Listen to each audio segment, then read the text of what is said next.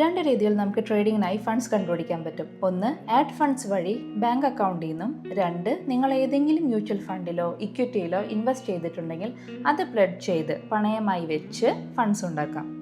ഈ കേസിൽ ഷെയറിൻ്റെയോ mutual ഫണ്ടിൻ്റെയോ full market value, അതായത് ഇപ്പോഴത്തെ വില നിങ്ങൾക്ക് കിട്ടില്ല.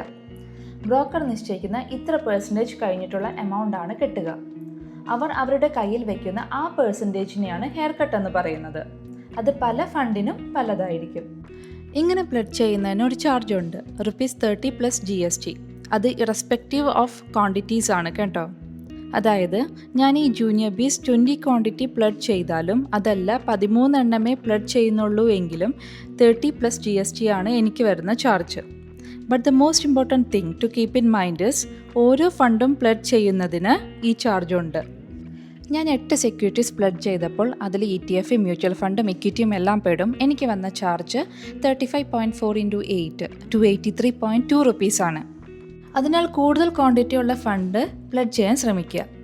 ഞാൻ ഈ ഗോൾഡ് ബീസ് 2 ക്വാണ്ടിറ്റി ഉള്ളുവെങ്കിലും പ്ലെഡ്ജ് ചെയ്തത് ഈ ചാർജ് പിടിക്കുന്ന എങ്ങനെയാണെന്ന് നിങ്ങൾക്ക് കാണിച്ചു തരാൻ വേണ്ടിയാണ്. പ്ലെഡ്ജിങ്ങിനെ കുറിച്ച് ചെറിയൊരു ധാരണ കിട്ടിയെന്ന് കരുതുന്നു. Thank you.